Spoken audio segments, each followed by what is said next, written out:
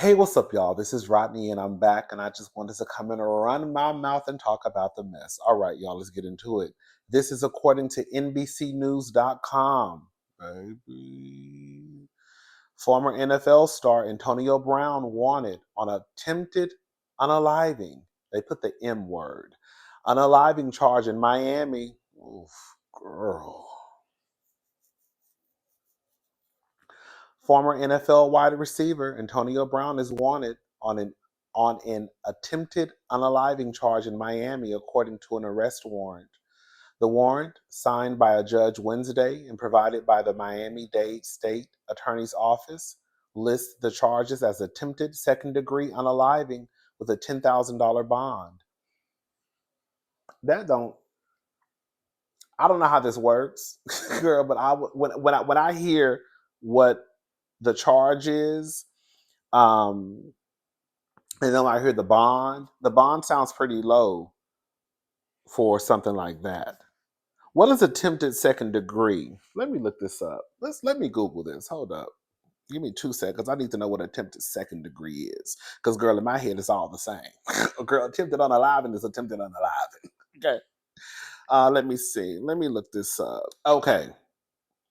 So this is according to pumpfreelawfirm.com.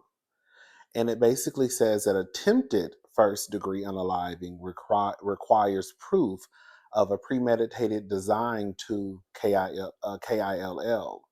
And that basically means someone must have formed a specific intent to unalive the victim, um, and had to take a substantial step towards committing the premeditated unaliving, but ultimately failed to complete it. So the attempted first degree is, baby, you sit at your house. Girl, you basically sit at your house, girl, and you, girl, got your chalkboard out and you planned what was gonna happen. Girl, they get off work at 10:15. I know they get home around, because they catch the bus home, they get home around 11:30. And I'm gonna be waiting, girl, on the balcony. And when they come in, I'm gonna send them to glory. Or I'm gonna try to send them to glory. But they end up escaping because they heard some noise on the outside and they took off running. So that is attempted, right? And then what they're accusing Mr. Brown of is attempted second degree unaliving, which does not require premeditation. So that's basically the difference. One is premeditated and the other is not. And then, of course, they're both attempted, right? Because thank God nobody, went home to glory. So, anyways, all right. So it goes on to say that Brown did not immediately respond to NBC News' request for comment. It is not clear if he has a lawyer. The charge stems from a May 16th incident outside of an amateur boxing event in the Little Haiti neighborhood of Miami, where videos circulating online appeared to show Brown in a melee where gunshots could be heard. According to the warrant for Brown's arrest, Florida Highway Patrol officers were working off duty as security for the boxing event when several people approached a lieutenant with reports of hearing gunshots outside. Multiple witnesses identified Brown as the shooter, the warrant states, who was patted down and detained. Brown, 36, was not armed at the time. The former Tampa Bay Buccaneers wide out then posted on X the next morning, Twitter, stating he was not arrested and was the victim in the attack. I was jumped by multiple individuals who tried to steal my jewelry and cause physical harm to me. Contrary to some videos circulating, police temporarily detained me until they received my side of the story and then released me, Brown wrote. But after reviewing security footage the following day, officers identified Brown as punching another man, sparking 3 other individuals to join the fight, according to the warrant. The footage then allegedly showed Brown taking the firearm of a security officer and approaching the man he had punched. That's what I heard too. I did hear people were saying online that basically this is what people were saying online, that he got jumped, and then after the fight was over, he went and got the piece from the security guard and then got to bang banging. Cell phone video captured 2 shots fired with the man Brown attacked ducking after the first shot was heard, the warrant states. During their investigation, officers found 2 spent shell casings in an empty firearm holster at the scene. In an interview with authorities, the man who was allegedly attacked stated that he had known Brown since 2022 and positively identified him as the person who shot at him, grazing his neck, according to the warrant. The man had visible injuries and was treated at the hospital the night of the incident. The 36-year-old Brown has faced multiple run-ins with authorities over the years and throughout his 12-year career in the NFL, much of which was spent with the Pittsburgh Steelers following his 2010 draft. Anyways, it went on to talk about, girl, he a mess. Girl, how he settled in 2021 over an alleged SA. And then they talked about how, you remember when he quit, when he ran off the field? Anyways, so that's what's going on with Antonio Brown. Um, for the lawyers out there, the people who know, so let me ask a question.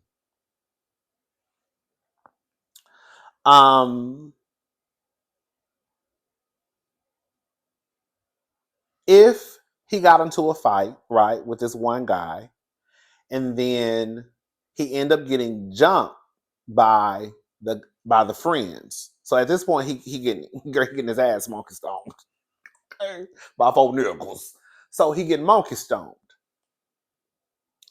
The fight breaks up, but then he runs and gets a pow pow, and then he starts shooting. Would that be considered self-defense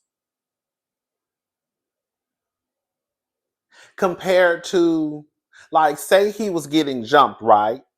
And then he had the pow pow on him, and he took it out, and he started shooting. You see what I'm saying? Like, which one? Like, what happened to him? Would that be considered self-defense? Y'all see what I'm saying? Because the fight, I guess, was kind of over, but he was still, of course, you still heated because you just got jumped, and then you go get the piece from the security guard, and then you start to shooting. But clearly not, because they got his ass with an attempt. I guess I just answered my own question. Clearly not, because they got his ass for an attempt. Okay, never mind.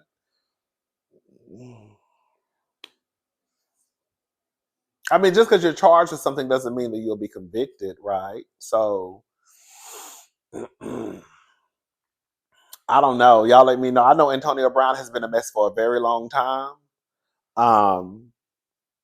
Girl, so this might be his get back for all the mess, the chaos and confusion that has, happened due to him being a fool.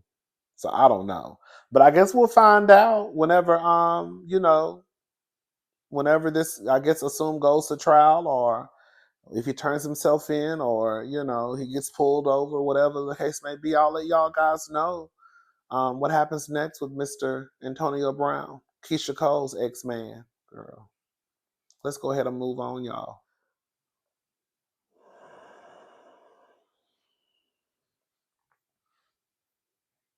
I want Kevin to get a job. This is according to the Jasmine brand. Wendy Williams' ex Kevin Hunter planning tell-all interview with Gayle King. So the Jasmine brand looks like Wendy Williams' ex-husband Kevin Hunter is ready to tell his side of the story. Girl, what side of the story? Girl, like, what is your side of the story? Girl, like, we know your side of the story. I'm gonna tell you what I think the side of the story is. We're not gonna blame.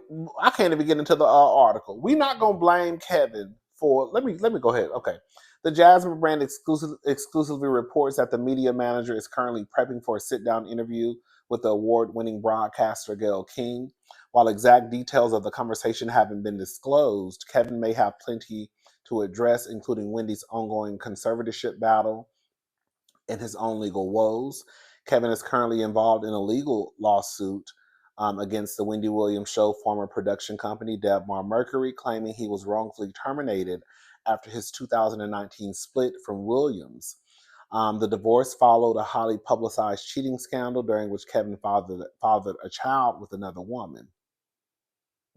we already know what was going on. Okay. Since his departure from the now canceled show, Kevin has continued to make headlines for his money troubles, including selling his Florida mansion and being sued for alleged credit card debt. What do you think Kevin Hunter will discuss in this interview with Gayle King? Let me just start out by saying this. You know, Kevin does deserve his flowers because, even though Wendy is a talent, um, it has it mean we have to take into account that when Kevin was in charge, he ran a tight ship. Now, whether people liked how he ran, you know, the company, the business, I don't think people necessarily care for Kevin, but he had things in order. Because as you can see, when Kevin was no longer the captain of the ship, girl, it hit an iceberg and it sank like the Titanic. You know what Phaedra over there doing to the Real Housewives of Atlanta. Um, but it sank like the Titanic. Um, so I'm gonna always acknowledge that Kevin clearly played a major role in Wendy's life as her husband, as her manager. Um, but with that being said, I also think Kevin is the reason that the show also a part of the reason because Wendy is still a grown woman. Um, a part of the reason why the show is no longer here. You don't have to come and tell us what happened, Kevin. I think a lot of us we don't know all the intimate details um, of the relationship, the marriage, the business relationship, the relationship with you know Debmar Mercury, even the employees. But baby, you had access to the money. You had access to the money, and you were cheating, and everybody kind of knew you just couldn't have no baby. And then you had a baby, and then she divorced you, and then it kind of spiraled, really went downhill from there with Wendy. It's so sad. Ain't it sad? It's so sad how like when you really think about it, how in some situations, like when a man and a woman get a divorce, how the woman kind of like sometimes loses it and then the man goes on, the man will go on and have a whole nother bitch with a whole nother baby on the other side of town. And he good to go. And you over here stressed out, gaining weight, hair falling out,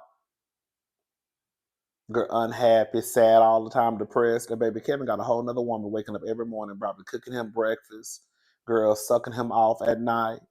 He living a good life. He broke, but he got a woman though. I don't even know how that lady even over there. Is he still with the lady?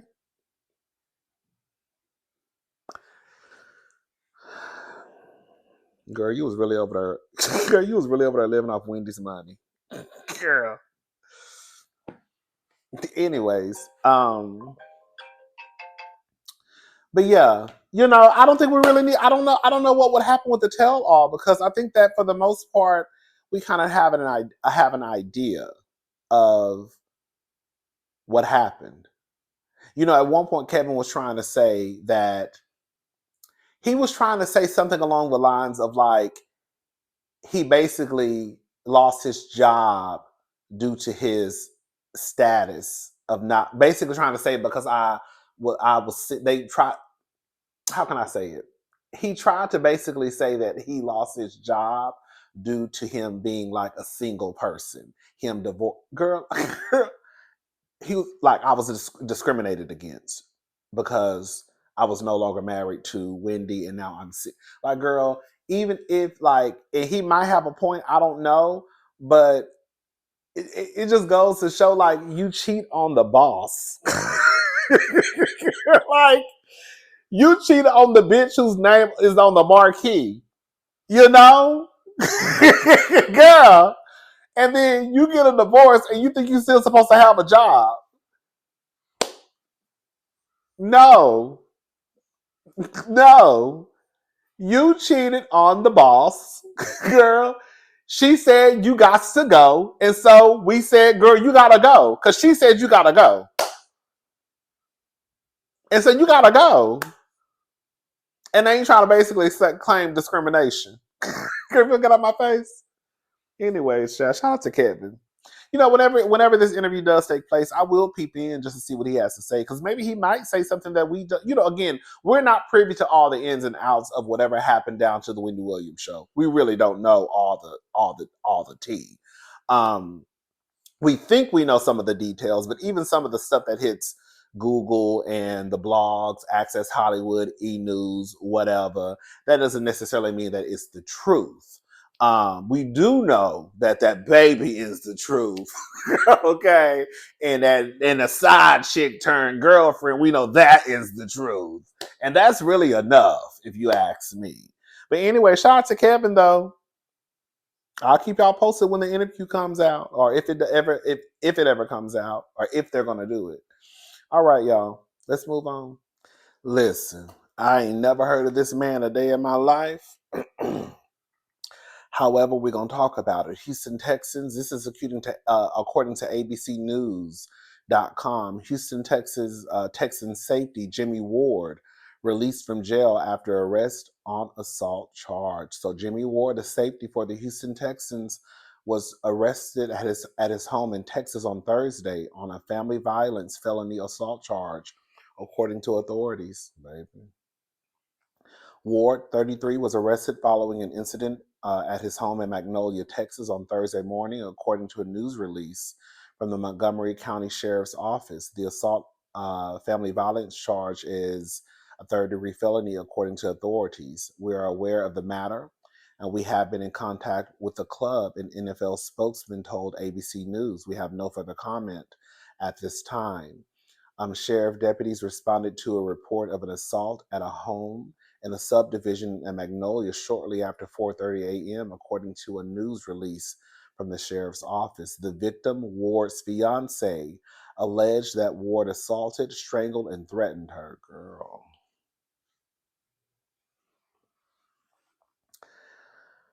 The sheriff's office said she filed for an emergency protective order as a Thursday afternoon.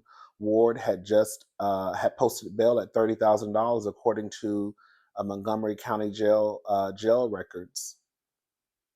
Mm, mm, mm. Ward spent the last two seasons with the Texans, playing 20 games and recording 3 interceptions and 1 touchdown during his time with the team. Girl. We are aware of the report involving Jimmie Ward, the Texans Senior Director of Communications, Omar, Majabaza. I don't know that nigga last name. We're just gonna call him Omar, okay? His mama called him Omar. We're gonna call him Omar, okay? Told ABC News. We are gathering information. Have no further comment at this time. Ward ended the 2024 season on an injured reserve for the second year in a row. The Houston Texans defense back had season-ending foot surgery after being carted off during the 27-19 loss against the Kansas City Chiefs on Saturday, December the 21st, 2024. In 2023, dealing with a hip and hamstring injuries, the Texans also placed Ward on injured reserve. Girl. The Houston Texans signed Ward a 2-year contract worth $13 million in March 2023. The contract included $8.5 million guaranteed and a signing bonus of $4 million. Last August, the Houston Texans extended Ward's contract for 1 year at $10.5 million, including $8.7 million guaranteed and a signing bonus of $5.25 million. Baby. Mm. This upcoming season will be Ward's last under contract with the Texans before he becomes a free agent in 2026. ABC News reached out to Ward's agent, who declined to comment. Baby, that's a mess. Girl, that's a mess.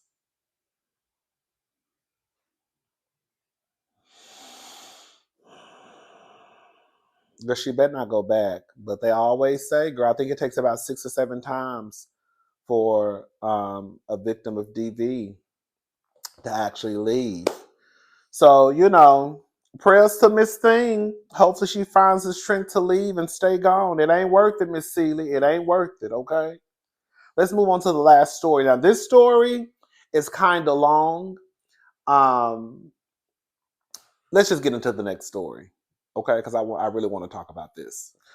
Okay, so before we get into this next story, I just want to, issue a trigger warning. We will be talking about alleged SA. So I just wanted to put that out there. Okay. My first time seeing this story, first of all, I don't know this man. His name is Michael Tait. He's a gospel singer. Let me just start there. I first saw this story on the Jasmine brand, and it was titled Gospel Singer Michael Tait Admits to Cocaine Use and Unwanted Sexual Touching of Men. I was living two distinctly different lives.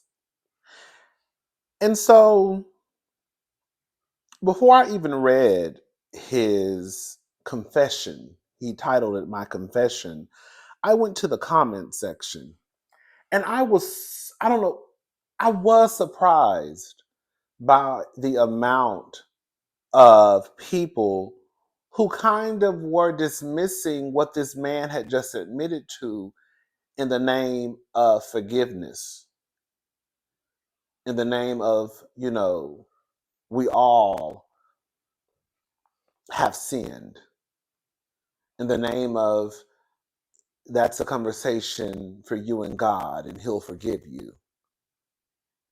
I'm going to post some of the comments right here on the screen so you can see what some of the people were saying. This is not to embarrass anyone, but I mean, they're public comments. All of our comments on the blogs are public. Anybody can see them. One of them was, "Sir, you are forgiven. You've confessed your sins, repented, and now you can focus on Jesus and healing. I'm rooting for you." The next one was, "This should have been between you and God only." Someone put basically someone was about to out him, so he got ahead of it just be who you are, child.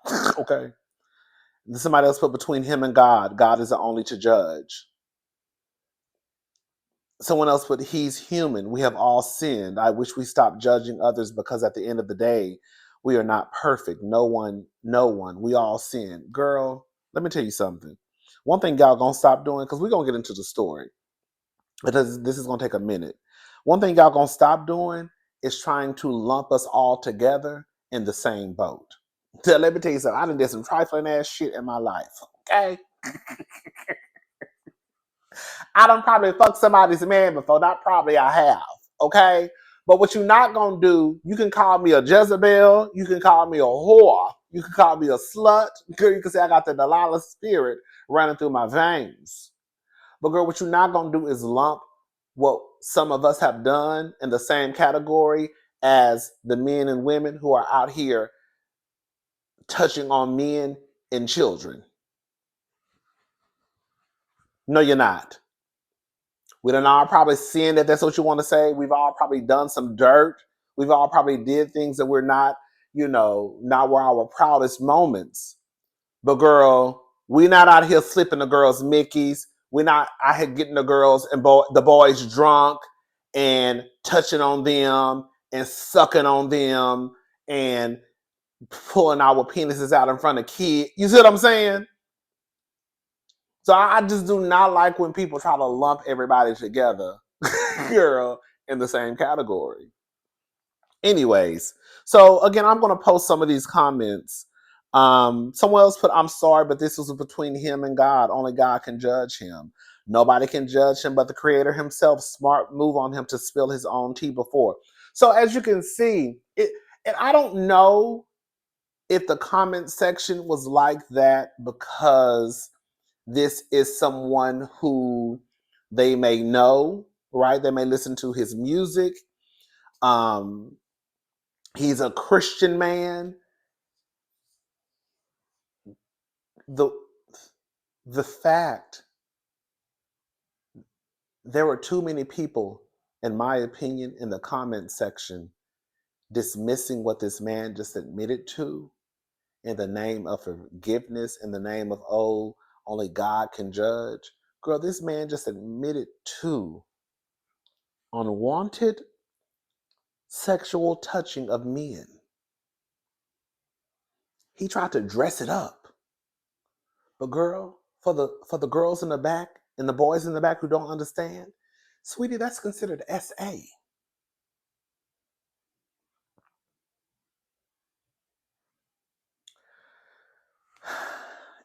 I was thinking about this and I was like,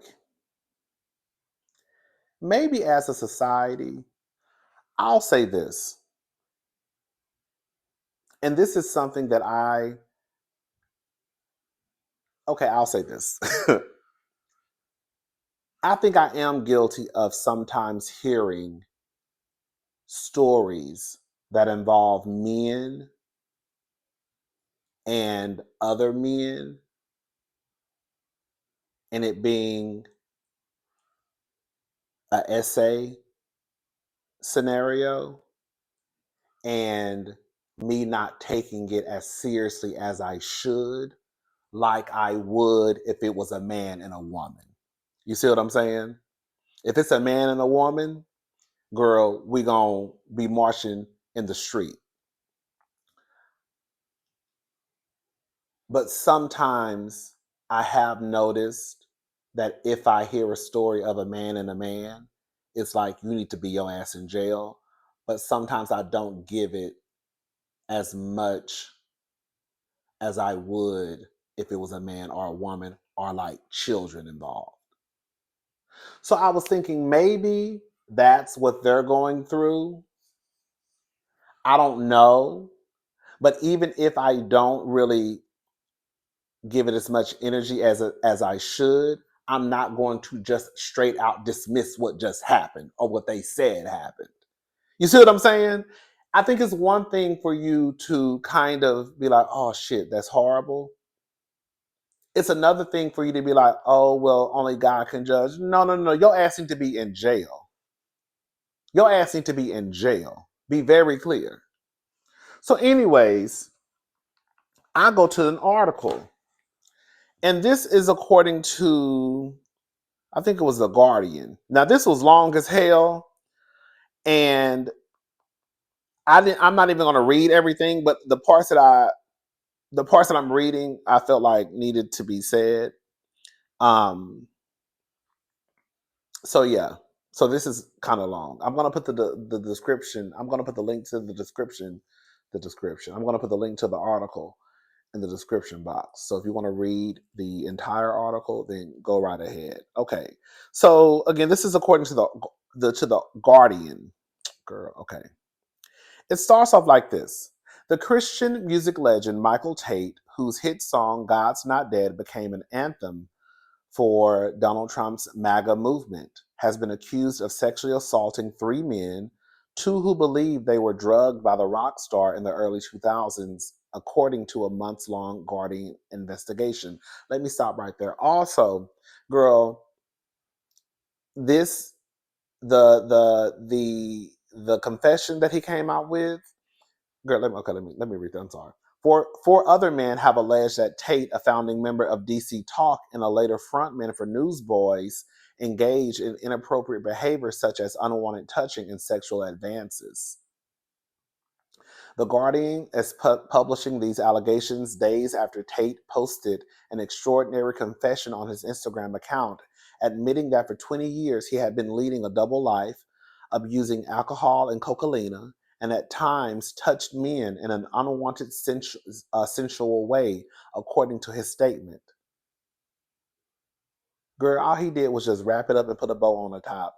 And the girls got in the comment section talking about, girl, God gonna forgive you. God is this, God is that. Girl, yeah, that man just admitted to SA.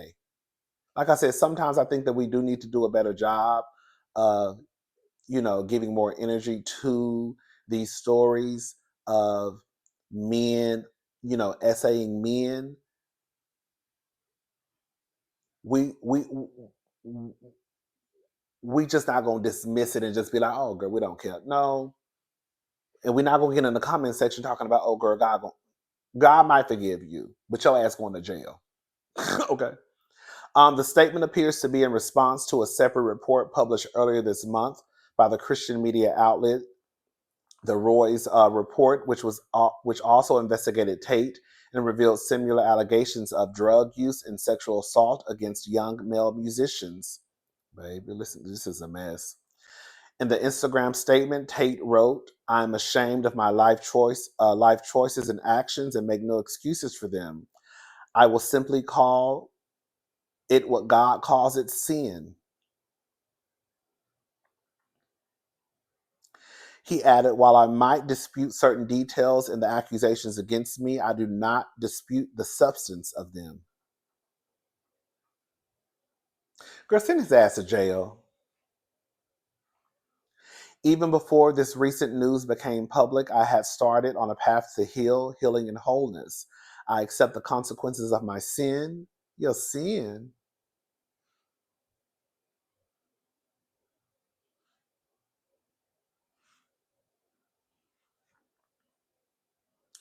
Baby, you're going to have to accept the consequences that you essay somebody.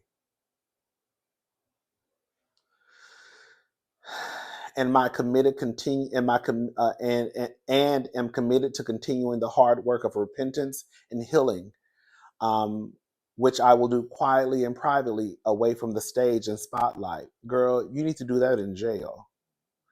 All right. So the biggest open secret in Christian music. So the allegations about Tate's behavior revealed today's sparkly contrast with the public image that he cultivated for nearly 4 decades. The 59-year-old native of Washington, D.C., has sold 18 million albums containing songs that often encourage young Christians to stay sober, abstinent, and straight.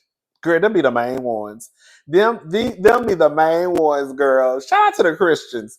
But girl, sometimes, girl, some of y'all girls, girl, y'all be the main ones. Girl, preaching, singing, girl, condemning, sending everybody else to hell. And girl, you out here opening your legs, girl, sliding between somebody's legs, girl, sucking dick, girl, all types of carrying on.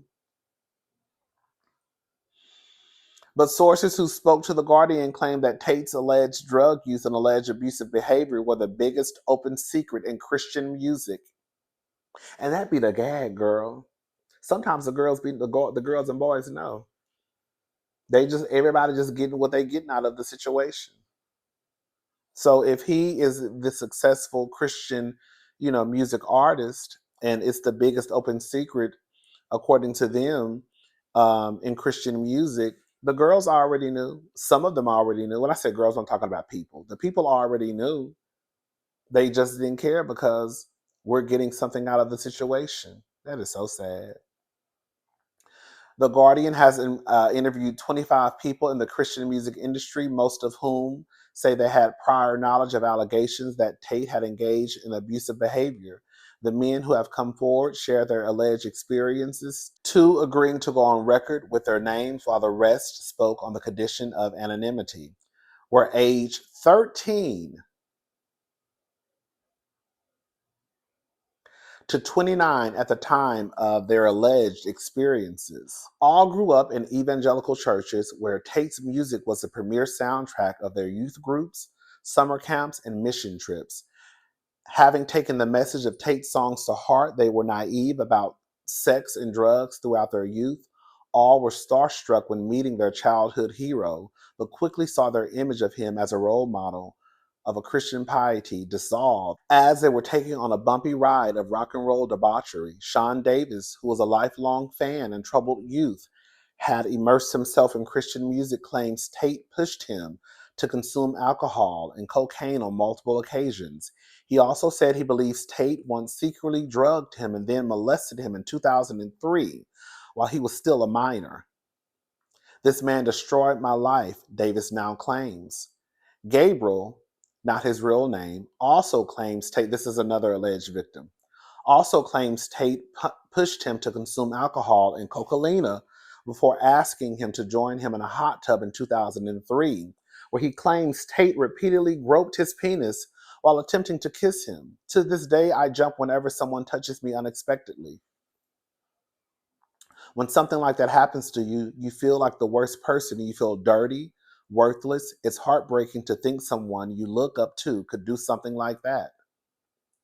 Adam, this is another alleged victim, Adam, not his real name, claims he believes he was drugged by the singer while he was visiting Tait's home in Nashville and later woke up to find Tait allegedly molesting him. The person has stolen a little piece of our souls, he says. Tait did not respond to the Guardian's questions about the allegations that, contained in this report. It goes on to say that Tait endorsed Ted Cruz in 2016, but shifted his alliance to Trump after the Florida pastor Paula White, chair of the Evangelical Advisory Board for Trump's 2016 campaign and the leader of the White House Faith Office in 2024, invited him to pray over Trump before a Florida campaign stop. Tait soon became a key bridge between the candidate and white evangelical voters. Newsboys performed for Trump at the White House in 2019. And the following year, Tait sang, Let Us Worship. Wait, I'm sorry. Tait sang at evangelical Let Us Worship events, which were centered around the false claim that President Joe Biden was using COVID lockdowns to repress church attendance in the U.S. Hmm. Hmm.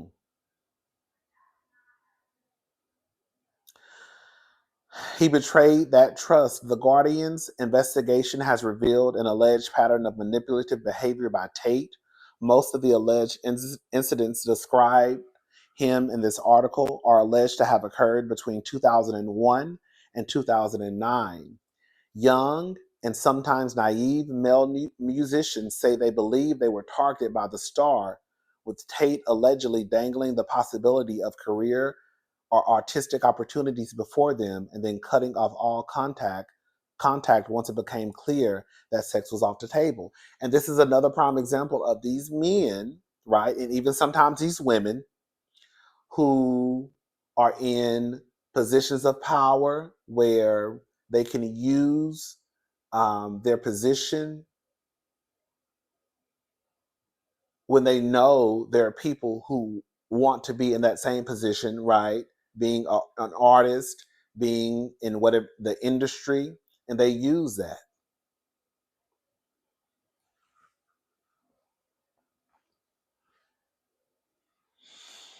Um, According to four people who were interviewed, some of them on the condition of anonymity, Tait would allegedly invite them to parties at his house in Nashville, encouraging them to drink alcohol and use drugs before making sexual advances. Two of the men who spoke to The Guardian claimed they believed they were secretly drugged, which left them floating in and out of consciousness, unable to consent to sexual acts. They claimed Tait assaulted them by touching them sexually without their permission.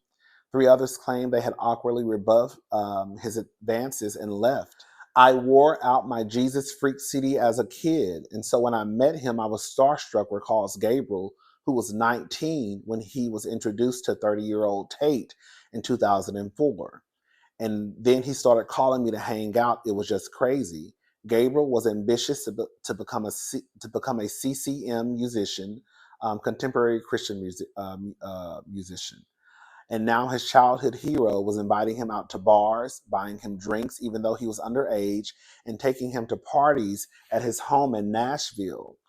Tait often mentioned the possibility of them jamming together, but that was never materialized. Girl, yeah, contemporary Christian music. Two of the men who spoke. Oh, sorry. Okay.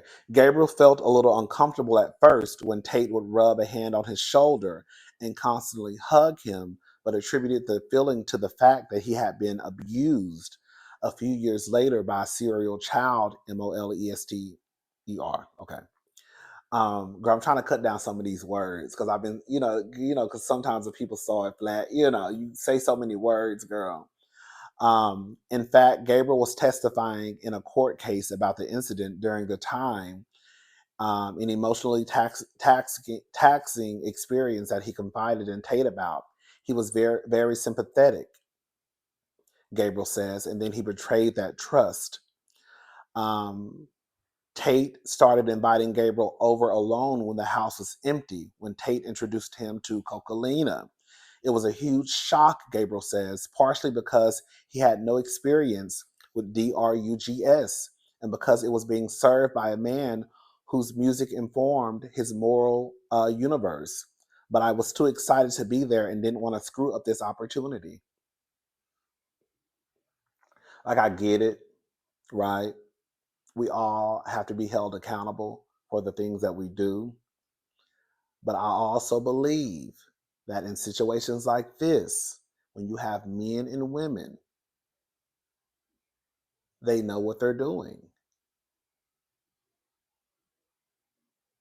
They know the dreams and aspirations and goals that people have. And they use the position that they're in to their advantage. Like I always say about these men, they use their power for pussy.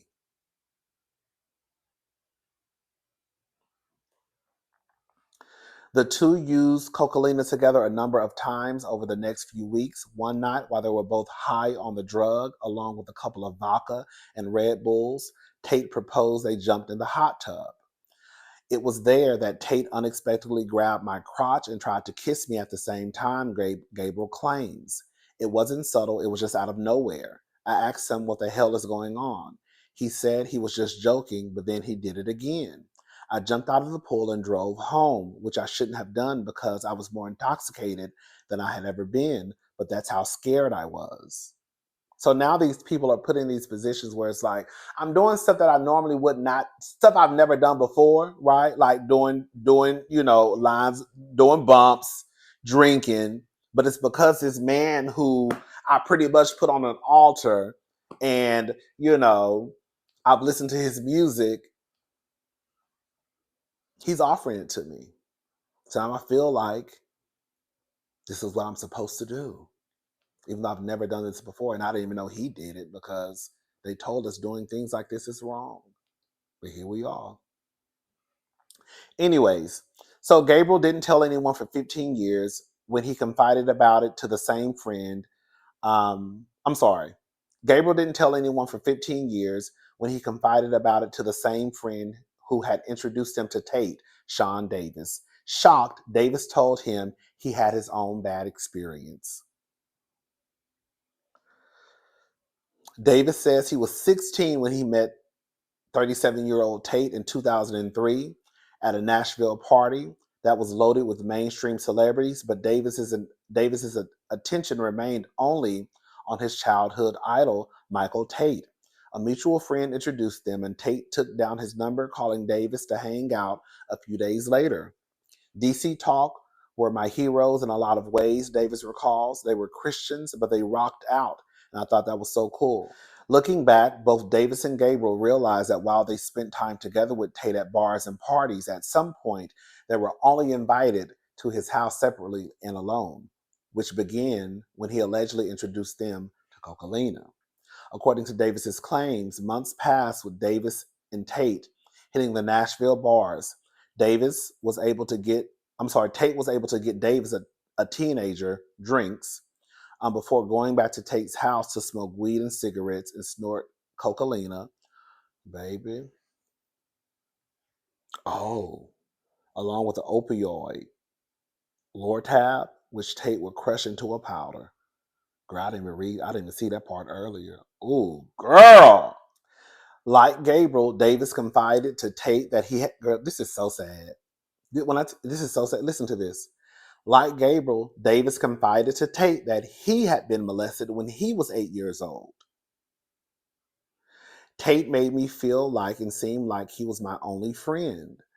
Davis says that Tait always mixed their drinks and claims he often felt pressured to drink heavily. One night, he recalls the drink tasting strange, and Tait insisting he finish it. Suddenly, I felt super sick, dizzy, nauseous, going in and out of consciousness, he says. I woke up in the closet and he had my pants down and he was giving me a blowjob.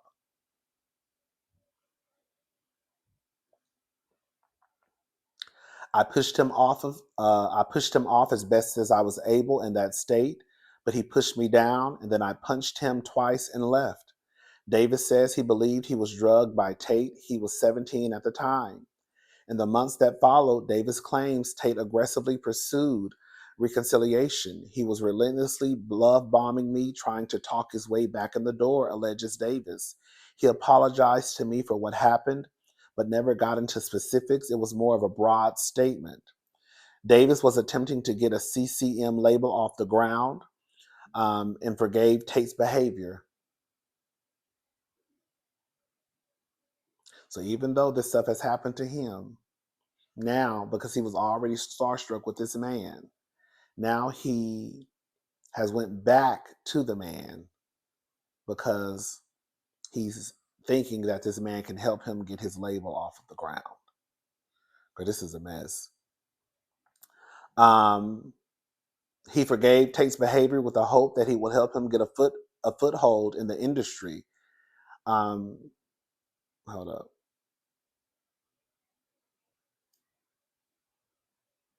Girl, did I miss something?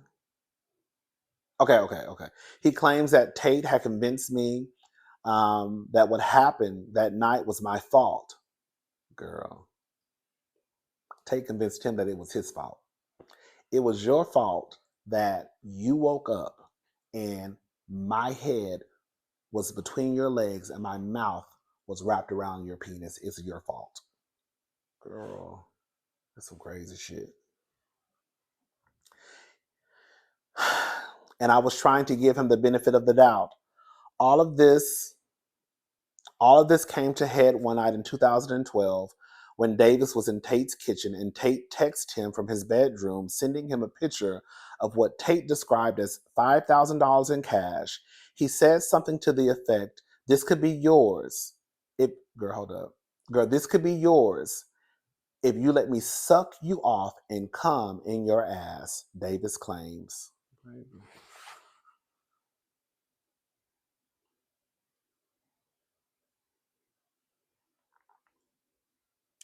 Listen, I wasn't there. These are all alleged victims. But girl, the nigga already admitted to unwanted sexual touching. Is that what he said? At this point, girl, I don't know, girl. Why even we need to go to court? Girl, just send him to jail. Girl, just send him in front of a judge. The judge needs to sentence him. He needs to go to jail. He needs to ask God for forgiveness. Whatever, girl, he gonna have to do that, girl, behind bars.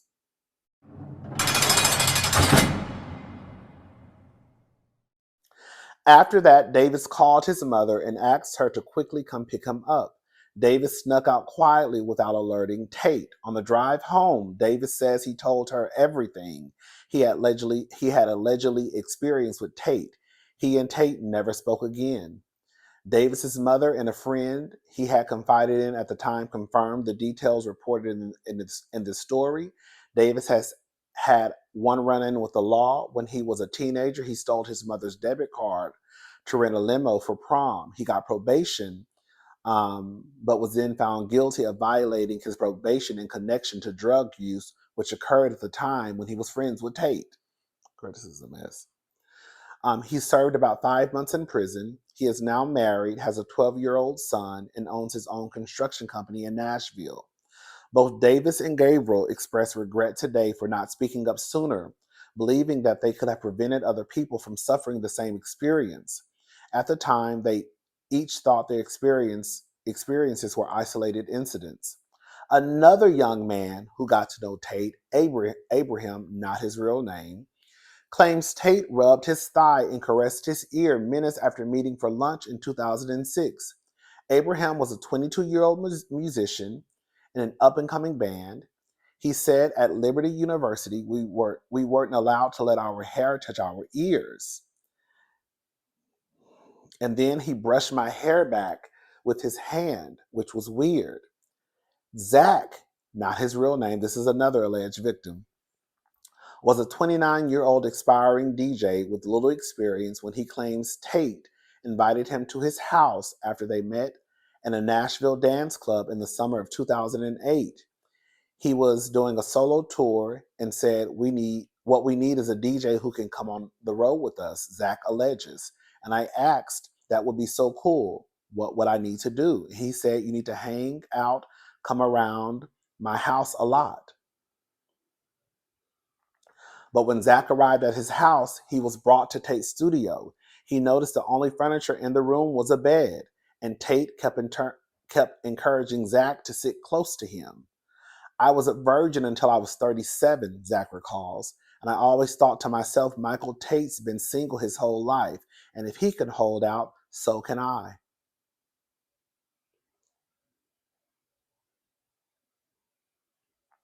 You know what's so crazy? Let me ask y'all a question. I don't think I've ever, like, girl, besides Beyonce and probably Wendy, like, I don't think I've ever been like fascinated with like celebrities before. Like, I don't think I've ever felt like, I don't know. I don't recall. Girl, besides Beyonce, okay, when I was younger, and Wendy now, you know what I'm saying? But other than that, like, I don't think I've ever been fascinated with the celebrities to the point where I feel like, even when I was like at the top of my like Beehive president, that's my girl, I just would have done anything to be near Beyonce. Does that make sense what I'm trying to say? Like, have you ever felt that way about a celebrity before? Not to say it's right or wrong. I'm just thinking, like, have you ever felt that way, like, where when you look back, you would have given anything to be around the person who you like worshipped? I don't think so. I don't think so. But now I'm older. Was I ever that way when I was younger? I don't think I was. I really don't think I was. And I was gonna say most of the people I like was like girls anyways. You know what I'm saying? Like, I never went up for like male celebrities, if that makes sense. Like, I was always going for the girls. Like the Beyonce, the Tamias, the Deborah Cox, I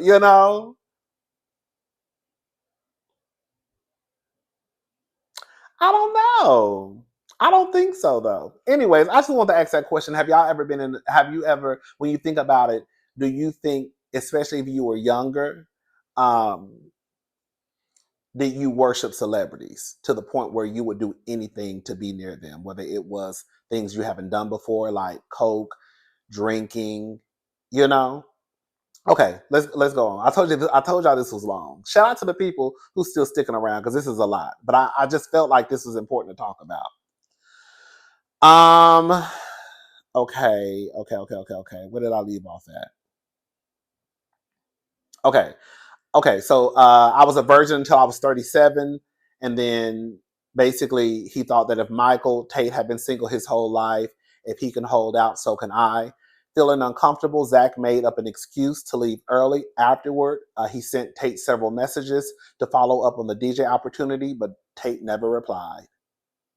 So after he left his home, because he was like, girl, why you just got a bed in here? And why you keep telling me to sit close to you? He left. He text Michael, and Michael, girl, left him on red. Adam, this is another alleged victim. Adam, not his real name, was another young, ambitious musician in a Christian rock band that was slowly gaining steam in 2004. When he met Tait in Nashville, the 22-year-old was ecstatic when Tait texted him a few days later, inviting him out for some bar hopping. Tait was like the Christian Elvis, the GOAT. Adam recalls. These people were like in love with Michael Tait, not like, like they loved him. This was like, this was their celebrity. Adam was dropped off at a bar to meet Tait by some friends, one of whom said, "Don't get molested." As he was exiting the car, a comment he found strange but dismissed. So now Girl, clearly, again, it kind of goes back to them saying this is an open secret. Now you have Adam, right? That's his name he's going by. Friends dropping him off, and they're yelling out what they yelled out. A wild night out concluded at Tait's home, where Adam was awed by his trophy room, where he kept all of his Dove Awards, Grammys.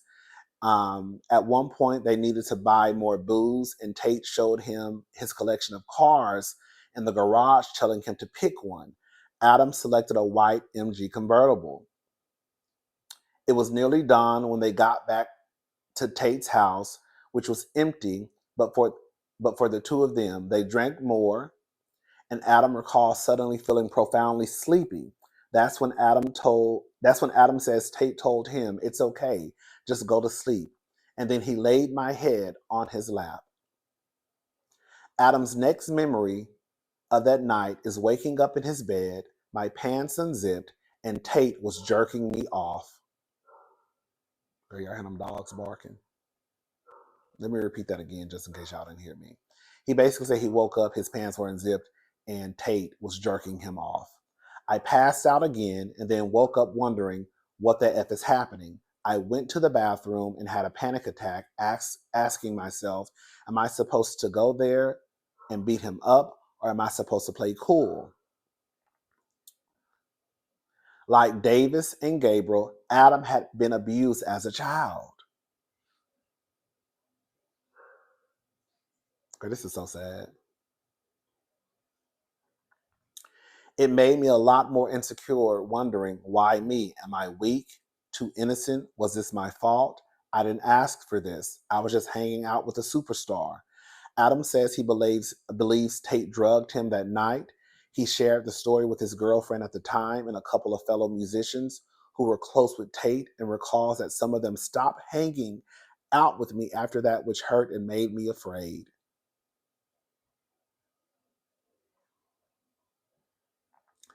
A close friend of Adam's at the time confirmed to The Guardian that Adam had told him about. I'm sorry. A close friend of Adam's at the time confirmed to The Guardian that Adam told him about what he says happened. Many sources we spoke to also feared and would only speak on the condition of anonymity. Several people who were interviewed said they recalled Tait stripping down to his underwear or naked at parties and backstage at a concert, often exposing himself to young musicians touring as his opening act. Jacob, this is another alleged victim, not his real name, was a 21-year-old musician when he met 40-year-old Tait in the winter of 2004. The two were both performing at a church concert, and Tait invited Jacob to fly out to Nashville and stay a few nights at the home of his childhood hero. Once there, Jacob was surprised at the amount of cigarettes and alcohol Tait and his friends consumed, as he had never had a drink in his life. One night, the two of them alone in Tait's kitchen, Jacob claims Tait somehow brought up that he had a huge urethra, and then he just whipped it out and showed it to me. Jacob had been sleeping on the floor of Tait's house as he didn't have a spare bed. When Tait offered to share his king-size bed with him, Jacob didn't think anything of it. This wasn't uncommon among touring musicians. He wasn't sure what to think of the massages Tait kept giving him in the hot tub earlier that night, and then in his bed, when Tait's hands moved lower and lower and lower until he was massaging my butt cheeks. I didn't know what to do because I looked up to him and I didn't want to make him mad. While when I read this earlier, I was thinking of like the Cassies and some of the other girls over there at the Diddy trial saying how they just didn't want to make Diddy mad. You got this, person saying, I didn't want to make him mad, girl. Um, Jacob tried his best to rebuff Tait's advances, saying, hey, man, I'm not into that. Tait said, okay, and went to sleep. Jacob's girlfriend at the time, who was now his wife, corroborated the details of the story, which he shared with her at the time. Israel Anthem was only 13 when Tait allegedly exposed his penis to him in 2001. Anthem descended from the Rambo family, who were legends in the field of gospel music. His grandmother, Dottie Rambo, whose songs had been recorded by Elvis, Johnny Cash, and other musicians, was being honored with a Lifetime Achievement Award, and the members of DC Talk were in attendance. Anthem and his family took pictures with the band, and a few weeks later, they were eating in a Nashville restaurant. Michael walked in and came by our table to say hi.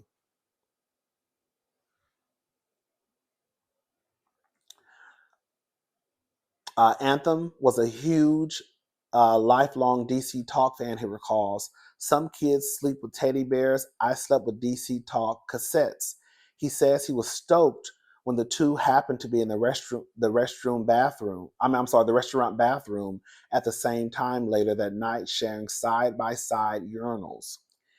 He was still at the urinal when I was washing my hands, and we were talking about a CD that had just come out. I noticed his penis was out, and he was facing me, turned away from the urinal. I thought he was putting his penis away, but then he was rubbing his penis, making eye contact while I was talking.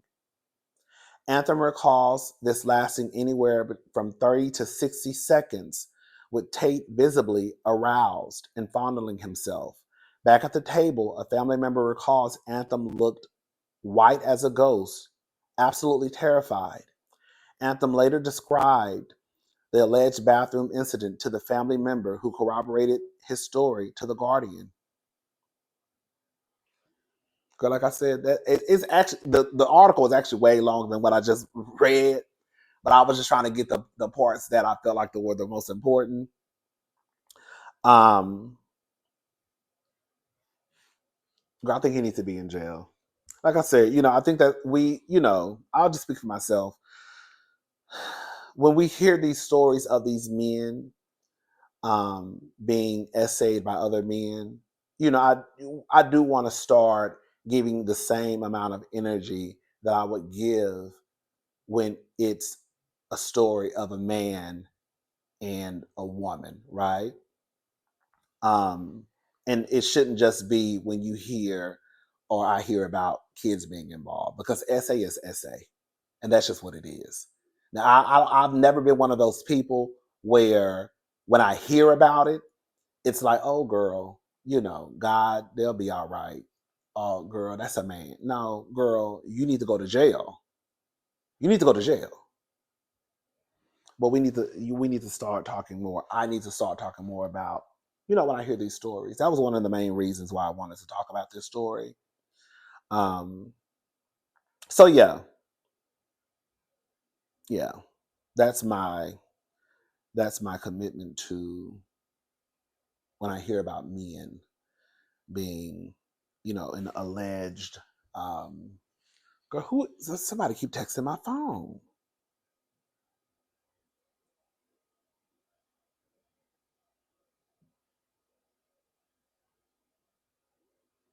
Oh, girl, these my sisters being messy, girl. Let me, girl, I gotta go. Girl, I'm like, I got 12 text messages, and I'm sitting here reading, and I felt my phone kept vibrating. Girl, this is my sisters. Girl, we got a group chat, girl. They being messy. Let me go to see what's going on. And I was thinking about this too. People don't believe women. We believe SA accusers, even though I'm not gonna lie. Okay, I just told a lie. There have been stories that I have heard. I'll give an example. The lady that came out um, about Diddy and Jay-Z when all that mess happened, I will say, even though I didn't come down here beating my chest like that heifer lying, she's lying.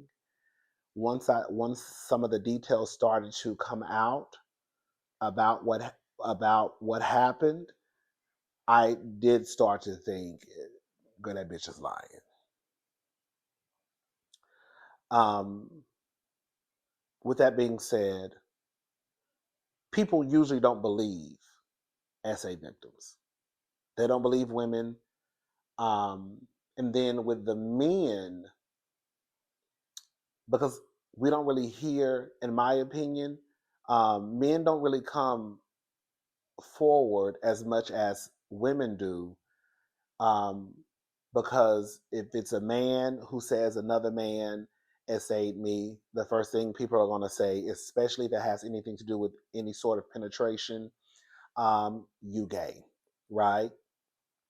Like they did Terry Crews, and Terry Crews came out and said that he was, essayed, he was groped by some executive or some powerful person in Hollywood, and people were like, "How you let that happen, nigga? You too big to be letting somebody grab on you." And as if it doesn't take but a few seconds to just grab somebody by the dick and balls. It doesn't take but a few seconds, as your president, said before, grab them by the pussy, right? It doesn't take but a few seconds to smack somebody on their ass. So Terry Crews or any man, no matter the size, their build, the strength,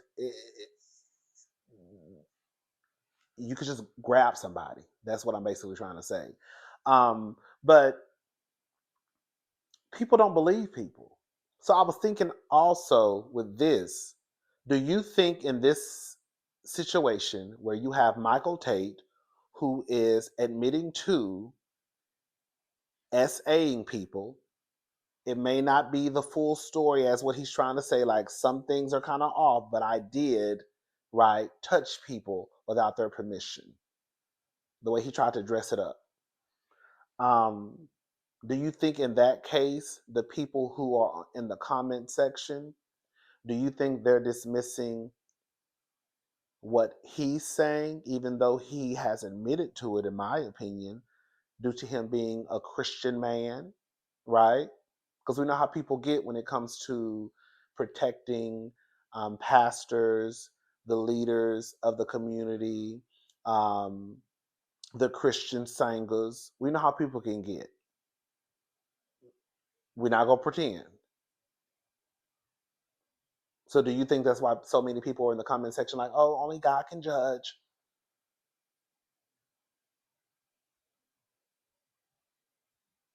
People do that with Chris Brown, right? If you want to listen to Michael Tate's music, listen to his music, but don't deny what the motherfucker just admitted to. You see what I'm saying? Like, if you want to listen to Chris Brown music, like I still listen to Chris Brown music, but I don't deny the things that people say and the things we know he's done. I think sometimes people feel like they have to deny or act like it didn't happen to make them feel better because, in essence, they're like you're still supporting Michael Tait, or we're still supporting Chris Brown or whomever it may be. Does that make sense what I'm saying? But yeah, I just wanted to come back and say that people don't believe women. And when it comes to me, and when I hear stories of men, I always will acknowledge those stories. Um, and I will acknowledge that this person is saying that this happened to them, but sometimes I don't give it the same amount of, girl, we're gonna stomp the street like I would if it was like a woman or a child,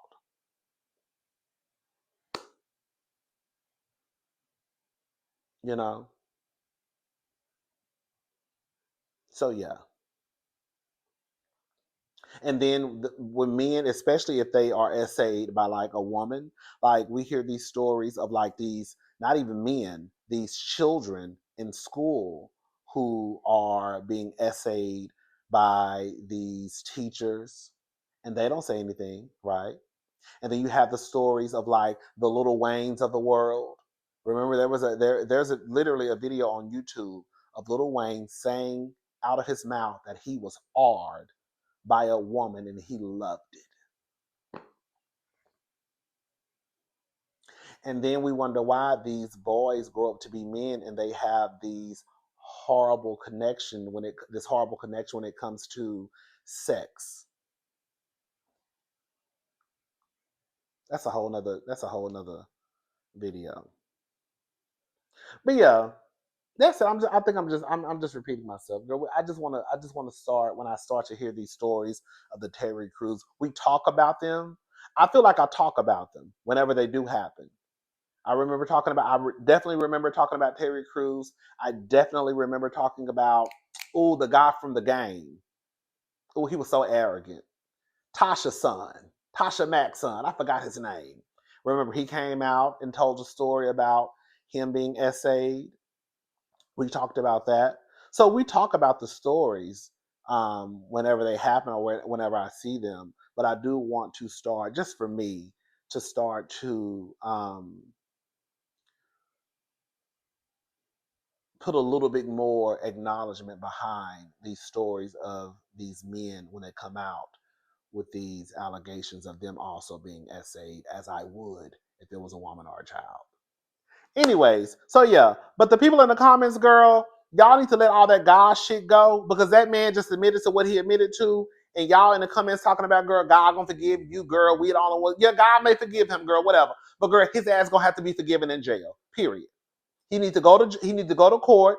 They need to go ahead and accept that he admitted to this shit, or at least some of it, because I don't think he's basically trying to say some of the shit probably didn't happen. But you still admitted to doing some of the shit. So whatever it is, girl, he needs to go to court.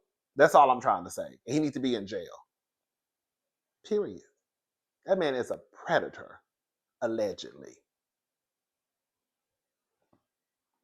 I believe them people. I do. I believe them. Anyways, let me get off of here. It's 9:05. I may come back later. I need to try to fix me something to eat, and then we'll probably talk about some of the other mess that I have in my folder. All right. Bye, y'all.